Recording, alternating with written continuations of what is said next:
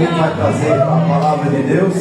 E sábado que vem nós vamos estar juntos ali no Monte Alegre também, né?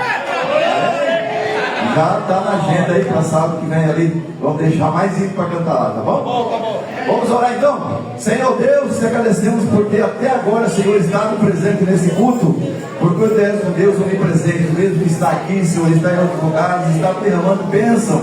E nós queremos receber agora, Senhor, uma porção dobrada do Teu Espírito, a qual meu irmão vai trazer aqui, Senhor, nessa tribuna. Será a Tua voz falando ao nosso coração. Queremos guardar essa mensagem, Senhor, esse dia de hoje, que fique marcado na nossa vida, esse dia de hoje, essa mensagem, que seremos ser combustível para nós tocar mais adiante a nossa vida, até o Teu arrebatamento, Jesus. Te agradecemos por tudo e amém. Glória a Deus. Que bênção, né, irmãos? Aleluia.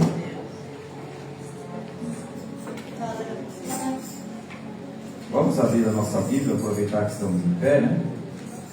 Está no livro de Jó, capítulo número 19. O versículo é o número 25. Glória seja dada ao nome do Senhor. Nós já estamos caminhando para o final do culto, né? Aleluia. Nós já vamos cantando e pregando junto, né? Aleluia. E assim o culto vai tendo o seu andamento conforme Deus quer, né? Ele é que dirige o culto. Apenas aqui nós somos instrumentos, né? Aleluia. E aí nós estamos na presença de Deus para o servir da maneira que Ele quer. Livro de Jó. O livro de Jó fica antes de Salmo, né? Aleluia. Você abre o livro de Jó e nós vamos abrir o capítulo número 19, o versículo 25. E diz assim, ó. Já está aí na tela? Olha só, como diz lá na tela. Porque eu sei que o meu Redentor vive e por fim se levantará sobre a terra. Vamos repetir, irmãos? Vamos dizer todos juntos? Porque eu sei que o meu Redentor vive e por fim se levantará sobre a terra. Amém? Podem tomar o vosso assento. Eu quero agradecer o presbítero, o irmão Celso, né? Esse convite, com a aquiescência ali do pastor David, que é o nosso amigo, irmão em Cristo. Meu David é mais novinho que eu, não, acho que é mais velho que eu. Deixa eu sou de outubro, então é mais velho que eu. Aleluia, nós somos do mesmo ano, né? Aleluia, e eu fico feliz por o David estar aqui pastoreando essa igreja, né? Aleluia. Glória a Deus. Nós adoramos a Deus por termos essa comunhão, né? De podermos estar juntos, cultuando a Deus com os irmãos aqui de Conde Vila Verde. Como disse o irmão Paulino, esses lugares aqui nós viemos várias vezes aqui quando criança, adolescente. A época do pastor Amaurinho, que evangelizava por estudo aqui. Depois o irmão Hamilton Oliveira também evangelizou por aqui, né? Deixou a sua marca aí. E nós vínhamos muito aqui cantar, louvar o nome do Senhor. Nós já cantamos desde criança, né? Eu e o irmão Claudinho já estamos aí cantando há 41 anos já. Mas depois, quando eu era jovem, recém-casado, nós vínhamos muito aqui juntamente com o tio José, o tio Osias, e ajudando muitos irmãos aqui nesse trabalho. E a gente fica feliz por chegar aqui e encontrar uma igreja maravilhosamente linda, né? Os irmãos estão aqui nessa noite.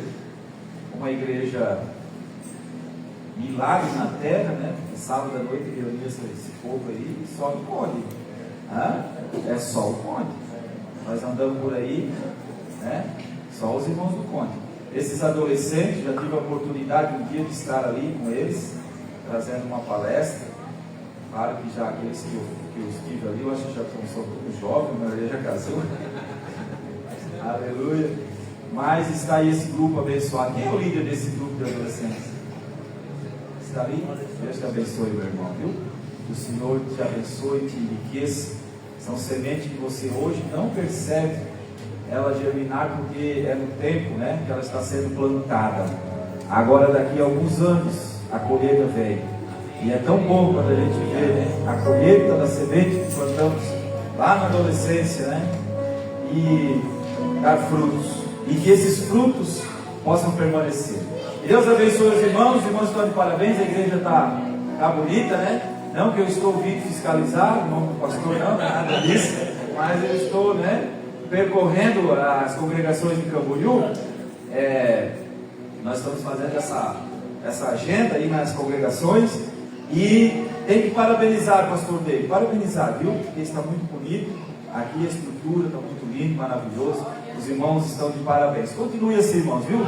Continue ofertando, zelando. Quando você vê alguma coisinha fora assim, já vai ali, não fica murmurando, dizendo, não, o pastor não viu aquela coisa. Não, você mesmo vem ali, né? Traga uma coisinha, faz um servicinho ali. Se você é pintor, está tendo alguma coisinha na parede, já pega uma lixa, vai ali, dá uma lixadinha, passa uma massa, já passa uma tinta. Porque a igreja é sua, não é dele. Ele está aqui emprestado. Aleluia, a igreja é nossa. Nós que somos membros da igreja e nós temos que zelar por aquilo que é nosso, né? É a mesma coisa que eu chegar e reclamar do prefeito, porque a frente da minha casa está com problema. A frente da minha casa é minha, meu vaso. Tá? Aleluia. Você sabia que quem cuida da calçada é o proprietário do imóvel? Tem gente que reclama da prefeitura, porque a minha calçada a calçada é responsabilidade sua, está lá no Código Municipal de Camboriú. Você pode valer, então você que tem que cuidar da calçada na frente da sua casa, limpar, porque é ali que você mora. Você entra ali no mínimo 3, 4 vezes por dia. Você já imaginou ter um pedaço de cano velho, uma coisa, um balde estragado lá na frente da sua casa, e você entrar 3, 4 vezes ali naquele terreno e olhar toda a vida daquele balde ali e dizer assim, poxa, dizem que o caminhão da prefeitura, ele fala, meu irmão, pega esse balde ali, meu irmão, joga numa lixeira, limpa aquilo, deixa aquilo bonito, é você que mora ali, a cidade é sua. A calçada é sua, cuida assim a nossa igreja, aleluia, nosso papel como cidadão, como membro, fazer isso, tá bom? E os irmãos aqui, eu estou falando aqui, não é porque aqui está aqui, porque aqui está bonito, aqui não tem, aqui está bonito demais, né? Que eu estava perguntando ali para mim, eu estava pensando ali comigo, por que as cadeiras são verdes? Aí eu falei, mas é cor de Vila Verde, né? Não tem nada a ver se é amarelo, né? Mas até nisso os irmãos são inteligentes. Escolher a cor certa, para o nome certo do conde, né? Aleluia. Você já estudou a história do conde de Vila Verde? Leia a história do conde de Vila Verde. Você vai se impressionar, é muito bonito, tá bom? Foi uma pessoa que existiu, foi do ser. É o nome dele, conde de Vila Verde. Aleluia.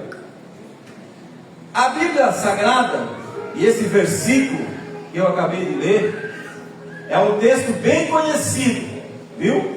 Bem conhecido. Quem que já não ouviu da história de Jó, né? Quem que já não ouviu falar de Jó? Segundo os escritores, o livro de Jó é o livro mais velho da Bíblia. Alguns dizem que é o livro mais velho. Tem alguns que dizem, inclusive, que foi até Moisés que escreveu esse livro. Mas ele é considerado pelo seu conteúdo, pelo que tem na sua leitura, é considerado um livro muito antigo, muito velho. E o que eu quero dizer para os irmãos?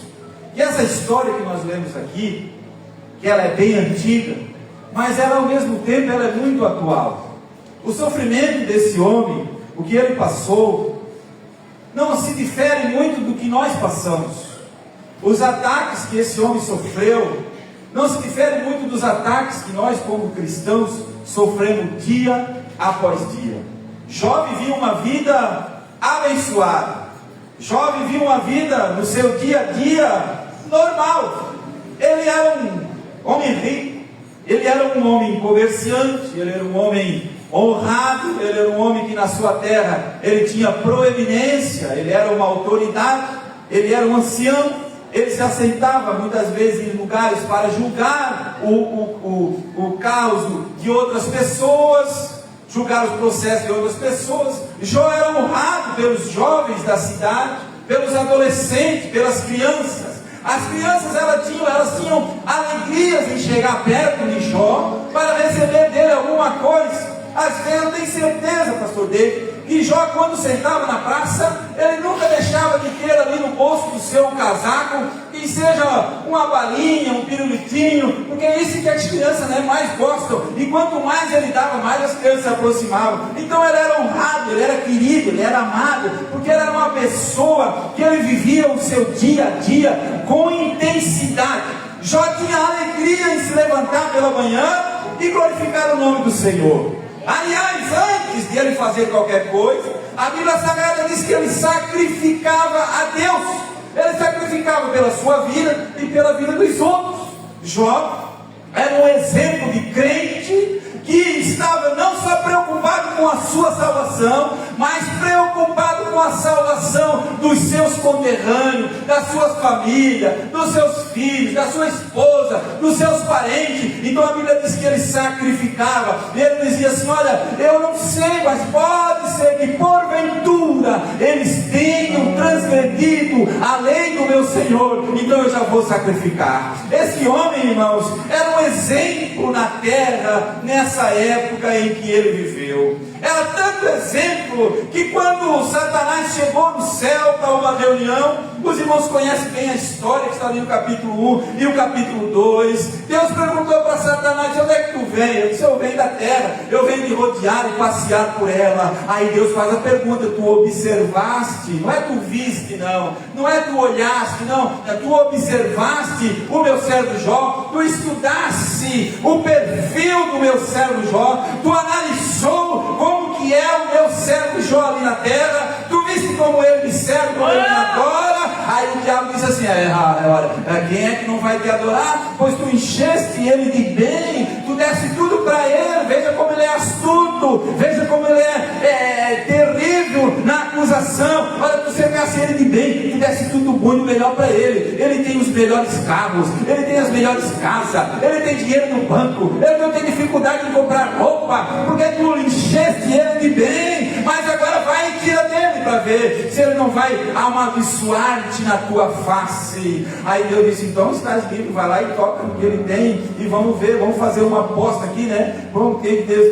Deus como que disse assim: vamos fazer aqui uma aposta aqui, vamos brincar aqui com o Jó, vamos ver quem é que ele vai realmente seguir, se é a mim ou se é essa tua falsa acusação. A Bíblia diz que eles foram lá, o Satanás foi lá, o terrível, né? No cramulhão, como diz ali no cérebro, né? Ele foi lá e meteu a mão em tudo que Jó tinha, irmãos. Jó tinha um monte de jumentos. Vieram um bando de gente lá, não sei de onde, um tal de sabeus, que nós nunca mais ouvimos falar dessa gente. Esses sabeus vieram, irmãos, e levaram os jumentos de Jó. Logo em seguida vieram mais um grupo de gente e tocaram fogo em tudo que ele tinha. Depois veio mais uma outra turma de ladrão e levou as suas ovelhas. E cada um que acontecia ia para Jó e dizia: olha, aconteceu isso. Até que por fim chegou alguém e disse assim: olha, Jó, os teus filhos estavam banqueteando, estavam festejando, estavam brincando, estavam congratulando na casa do seu irmão, e aí veio um vento muito forte, um vento que veio, não sei de onde, Jó, que apareceu aquele vento, mas aquele vento, ele soprou nos 4 cantos da casa em que eles estavam reunidos. Irmãos queridos, não era um vento sul, não era um vento norte, não era leste, era oeste, era um vento, irmão, que soprava nos 4 cantos e chegou na casa onde aqueles meninos estavam, e a casa caiu sobre eles, e todos eles morreram no mesmo instante.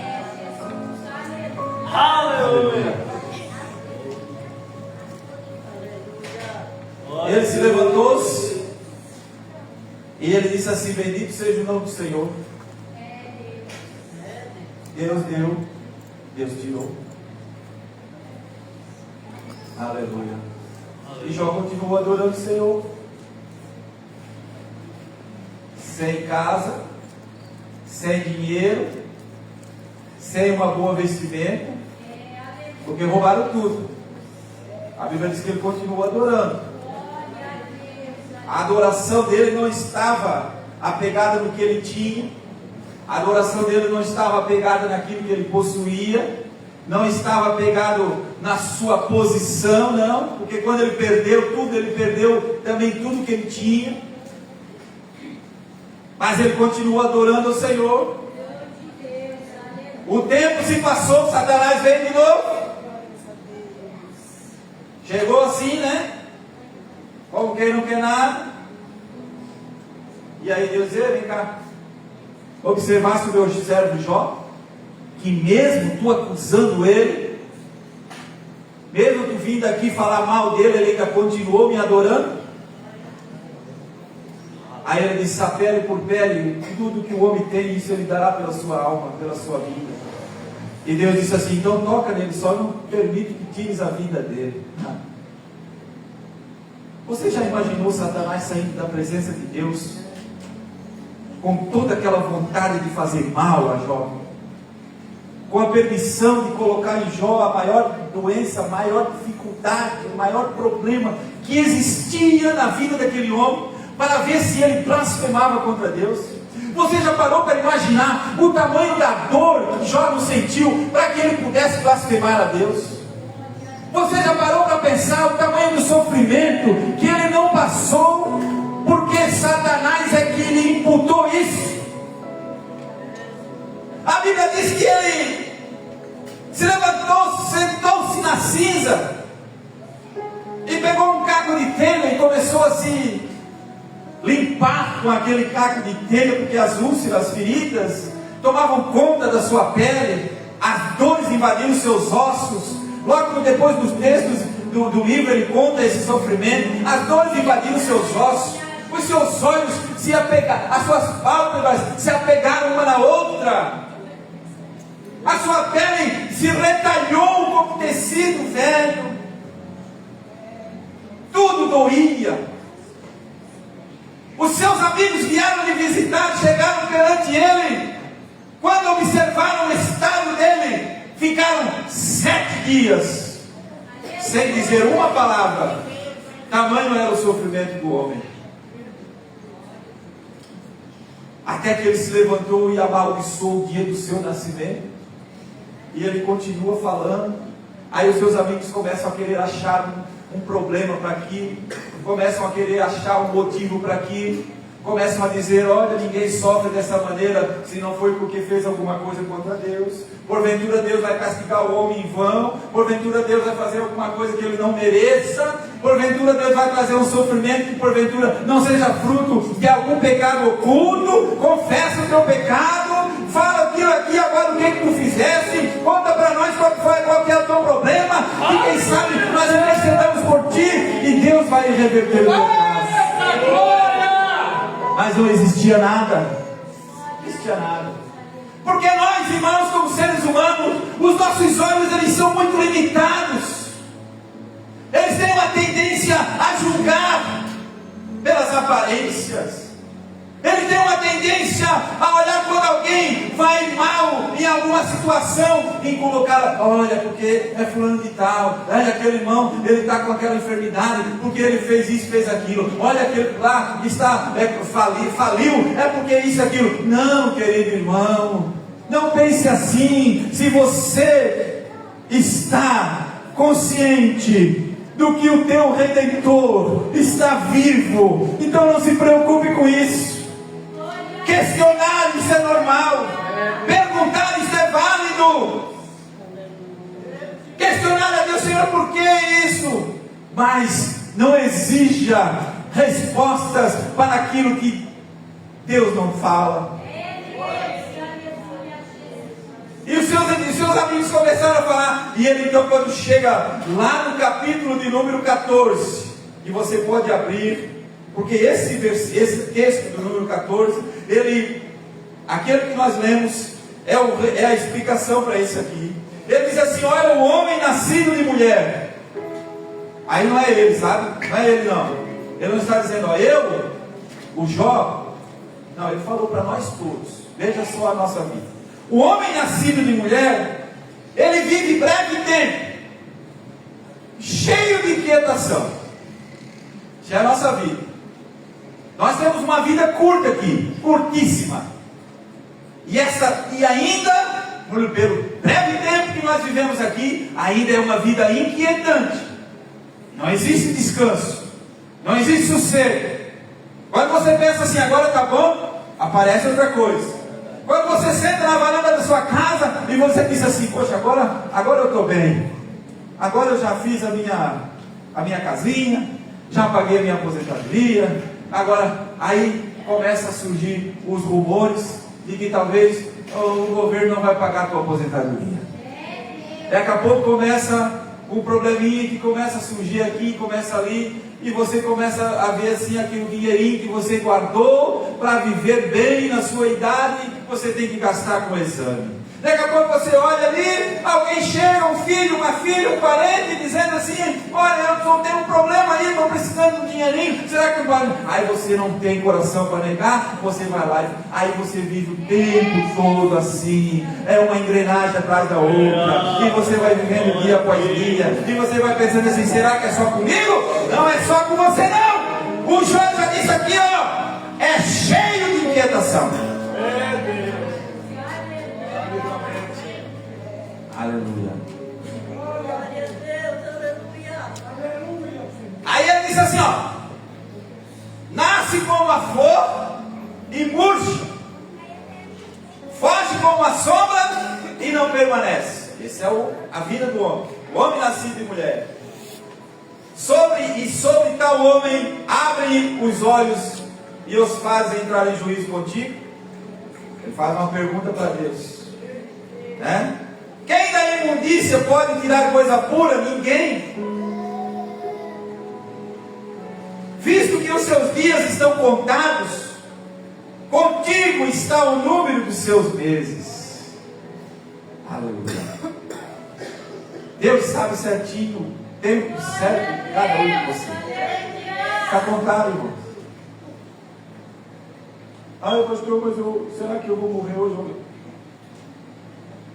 Não morre só a pessoa de idade, morre novinho. Né? Não morre só quem tem ponto de safena, morre quem não tem nada. Aleluia. Porque os dias não estão na nossa mão. Olha o profeta chegar e dizer para você, olha, você vai durar tantos anos, porque Deus é que tem a contagem dos teus dias e dos teus meses no caderninho. Está lá contado assim, ó. A minha avó Ambrosina, ela contava, ela não sabia ler e escrever, e cada dúzia de ovo que ela vendia, ela fazia um risquinho na parede, né? Colocava lá na parede, quando chegava lá, tinha um risquinho de carvão que tirava lá debaixo da chapa, e ela fazia assim, uma dúzia de ovo. Depois ela colocava mais um risquinho. Assim estão os nossos dias lá no céu. Deus tem contado o dia de cada um. E Ele vai tirando e Ele sabe. Pastor, mas então, pastor, o senhor está me assustando. Por quê? Alguém prometeu para você que você vai viver eternamente? Só a vida eterna com Cristo Jesus. Sabe por que eu estou falando isso aqui, irmãos? Porque nós estamos vivendo numa onda de super-homens e super-mulheres. Todos os dias a mídia vende assim uma falsa ideia de que nós somos super-homens. Nós vivemos numa era em que o ser humano é o centro, não é mais Deus. Deus não é mais o centro da nossa vida. O centro hoje da humanidade é o próprio ser humano.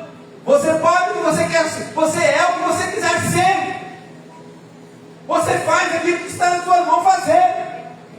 Como quem quer dizendo assim, você tem o poder de dominar tudo. A Bíblia ela fala diferente. Ela fala que a nossa vida pertence a Deus e que os nossos dias estão contados e com Ele está o número dos seus meses. E tu, ao homem, puseste limite, tal qual ninguém passará. Aleluia.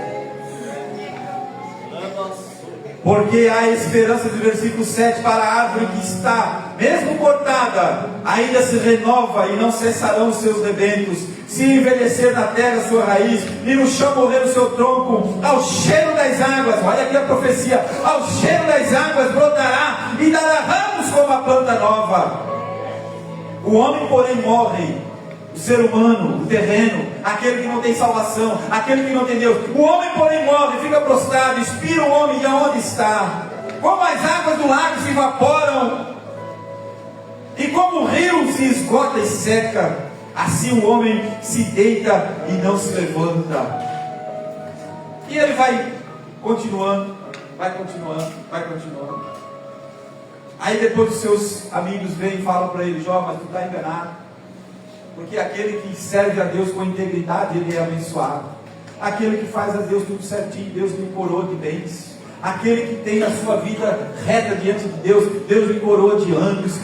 Irmãos, aí o Jó diz assim, lá no versículo de número 25, ele fala da esperança que ele tem guardado com ele, porque eu sei que o meu Redentor vive. Quando ele olha para aquela situação, o seu corpo se deteriorando dia após dia, as suas dores intensificadas cada vez mais, ele olha, pergunta para um lado, pergunta para o outro, aí ele começa a verificar assim que dali não vai surgir nada. Daqueles amigos que estavam ali ao redor dele só viriam acusações, só viriam afrontas, só viriam palavras cada vez para colocar mais para baixo. Aí ele se apega em Deus, e ele olha para o seu interior, para onde ele veio, quem lhe formou, e ele diz assim: eu tenho uma certeza comigo, que vocês todavia estão aqui me acusando daquilo que eu não fiz. Vocês não conseguem provar a fala que vocês estão dizendo, mas tem uma certeza que eu tenho aqui: eu sei que o meu Redentor vive. Jó possuía um amigo real e verdadeiro, um amigo que estava presente em todas as situações da vida. Não importa o momento do sofrimento, não importa se ele estava com dinheiro ou sem dinheiro, se ele estava com saúde ou sem saúde, se ele estava passando sofrimento ou não estava, mas o amigo real e verdadeiro, chamado Jesus, estava ali junto com ele. Aleluia. Era uma profecia que já apontava para Jesus Cristo lá na cruz, que quando ele iria entregar a sua alma e morrer para redimir o nosso corpo, que foi entregue para ser morto por causa do pecado. Jó tinha, irmãos, uma convicção muito grande de que este Jesus era o seu Redentor, porque a sua vida estava nas mãos dele. Além de Jesus, ele não fala aqui o nome, ele não diz Jesus Cristo, mas ele aponta, e quando nós olhamos para o texto sagrado, nós muito bem percebemos que ele estava falando de alguém que iria pagar o preço que ele não poderia pagar, o Redentor, Jesus. E ele diz assim: eu sei que ele se levantará sobre a terra, depois revestido esse meu corpo da minha pele, em minha carne verei a Deus. Vê-lo-ei por mim mesmo, os meus olhos o verão, e não outros. De saudade me desfalece o coração dentro de mim. Oh, esperança maravilhosa na vida de alguém que está passando por problemas e situações difíceis. Eu não vim aqui nessa noite dizer para você assim: amanhã vai lá no banco que tem 5 mil na tua conta que vai aparecer essa noite. Eu não vim aqui dizer para você que o contrato que você fez na minha casa, minha vida, vai ser quitado essa noite, porque não vai acontecer isso. Eu não vim aqui dizer para você que vai aparecer um carro lá na sua garagem. Eu não vim aqui dizer para você que você vai amanhã de manhã você, uma irmã com seus 70 e poucos anos, vai se levantar amanhã de manhã, ou uma jovem adolescente de 15 anos vai pular numa pé só, porque não vai acontecer. Eu não vim aqui dizer para você: irmão, pastor, mas o meu cabelo está caindo, e depois dos 40, acabou, foi caindo, foi embranquecendo. Pastor, como eu queria voltar a ter meus cabelos pretinhos, a minha cabeça cheia, né, igual aquele cabelão assim do Bob Marley. Senhor, se eu pudesse ter. Não vai acontecer, meu amado.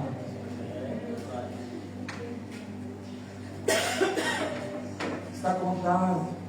Está na Bíblia. Aleluia.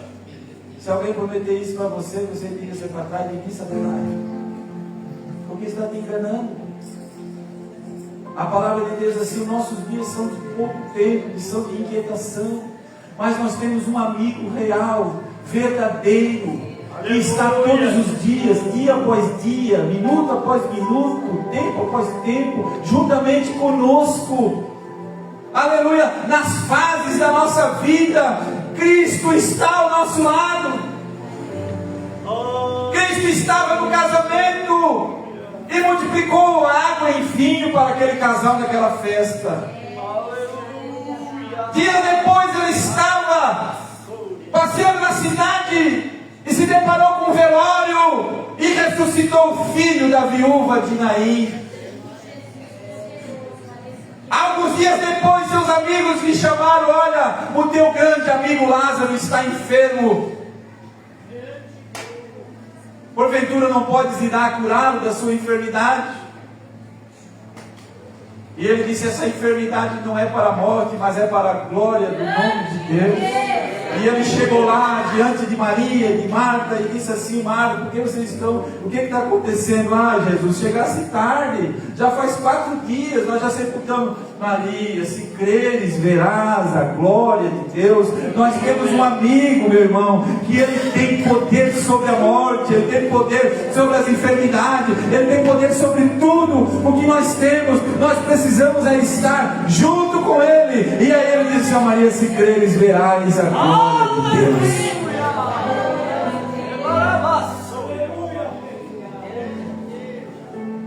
Às vezes nós queremos fazer do nosso jeito, irmãos, as coisas. Nós queremos atropelar o trabalhar de Deus.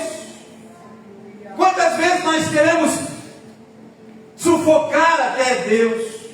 Dobramos nosso joelho e ficamos até bravos com Ele. E começamos a orar: ah, Deus, eu sou tantos anos que eu te sirvo, eu já estou na igreja há 70 anos, Senhor, que crente desde a minha mocidade, eu nunca escandalizei o teu nome, ah, Senhor, eu nunca fiz isso, ah, Senhor, eu nunca fiz aquilo.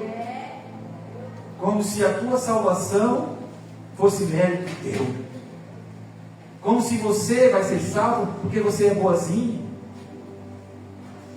como se você vai receber o céu só porque você nunca transgrediu a lei do Senhor. Não, nós somos salvos pela graça, é pelo amor dele. Então nós precisamos parar de orar como aquele publicano e dizer: Senhor, olha eu aqui, ó, eu dou o dízimo de tudo. Olha aqui, Senhor, eu dou as minhas esmolas. Olha aqui, eu não sou como esse publicano pecador aí, né? O fariseu orando lá no templo. E aí Deus disse assim, Jesus disse assim: quem é que foi justificado na oração para vocês? Porque o publicano dizia assim: tem misericórdia de mim, Senhor, porque sou pecador.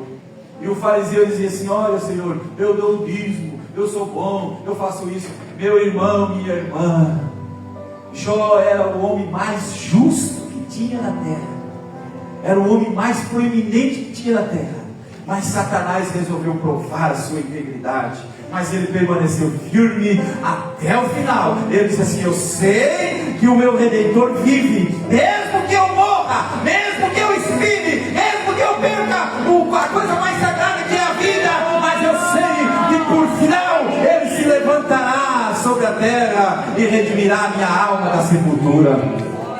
A esperança nossa deve estar em Jesus, não deve estar nas coisas materiais. A nossa fé, ela deve estar apegada em Deus, na essência da sua salvação, do seu amor. Não deve estar apegada nos nossos méritos. Devemos ser íntegros, devemos ser honestos, devemos ser sinceros, devemos trabalhar, devemos buscar as coisas melhores, devemos seguir a doutrina da igreja, devemos zelar pela palavra de Deus, devemos estar fazendo tudo isso, mas isso não é mérito para que nós ganhemos o céu. O céu é ganho pela salvação. O céu vai entrar você que é crente, 60 anos de fé, mas vai entrar o jovem que é tirado lá das drogas e está aqui na igreja e nem nunca fez nada, só fez mal, mas Jesus vai salvar ele. Temos que parar de viver um evangelho mercadológico. Não seja vendido por ideologias falsas, irmãos, por pregação que te coloca lá em cima como ser humano, e Jesus tadinho, coitado, nem aparece na tua vida. Não, ele tem que aparecer. João Batista era o maior profeta que existia. Jesus disse assim, ó, na terra, nascido de mulher, não existe ninguém maior do que João Batista. Mas sabe o que João Batista disse quando viu Jesus? Que ele cresça e que eu diminua. Eu não sou digno nem de desamarrar as sandálias dos seus pés. Você só é alguma coisa porque você está em Cristo. Você está em Cristo. Quando Deus olha para a tua vida, Ele olha o sangue de Jesus na tua vida. Se você não tiver o sangue de Jesus na tua vida, jovem, adolescente, irmão, irmã, Deus não te vê. Você precisa estar em Cristo. E aquele que está em Cristo, nova criatura é. O que é velho ficou para trás e tudo se fez novo. E quem nasce em Cristo não vive mais na carne, mas vive no Espírito. E quem vive no Espírito produz fruto. E o fruto do Espírito é o amor, é a paz, é a bondade, é a benignidade, é a perseverança, é a paciência, é o domínio próprio. São essas coisas que nos fazem ser crentes cada dia melhores. E nós estamos aqui nessa noite para cada vez melhorar, cada vez estar mais adiante, avante, servindo ao Senhor. Amém? Deus abençoe os irmãos em nome de Jesus. Vamos se colocar em pé. Eu vou entregar o microfone aqui para o pastor David. Aleluia. Vamos começar o culto cedo porque acaba cedo, né? Aleluia. Alguém quer uma oração? Nós estamos aqui para orar. Pastor David está aqui para orar. Pastor Odi, Pastor Celso. Aleluia. Tem alguém aqui para aceitar Jesus? Quem sabe você diz assim, olha, eu não tenho esse sangue na minha alma. Se alguma coisa me acontecer, eu estou descoberto. Quem não tem o sangue de Jesus na sua vida está descoberto. É facilmente atacado. Mas aquele que tem o sangue de Jesus, seus pecados são perdoados. O seu nome é escrito no livro da vida. E ele vive numa nova dimensão. Tem alguém aqui que quer aceitar Jesus? Porventura? Não tem? Vamos orar por esses irmãos então. Senhor nosso Deus e Pai, nós te louvamos e te agradecemos por esse dia maravilhoso em que nós estamos na tua casa. Mais uma vez nós te louvamos e te agradecemos por esse culto abençoado, pelos teus filhos aqui nessa igreja, por aqueles, Senhor, que vieram cultuar a Ti, para Te adorar, Te servir e ouvir, Senhor, a Tua palavra, ouvir os hinos, cantar, se alegrar na Tua presença. Nós queremos interceder por esses irmãos que estão aqui à frente do altar, que a Tua mão poderosa esteja estendida sobre eles, e que Tu seja, Senhor, o verdadeiro amigo, fiel e verdadeiro, que está sempre junto, não abandonando. É o que nós pedimos nessa noite, para a honra e a glória do Teu nome. Amém e amém, Jesus. Amém. Deus abençoe os irmãos em nome de Jesus. Pastor David.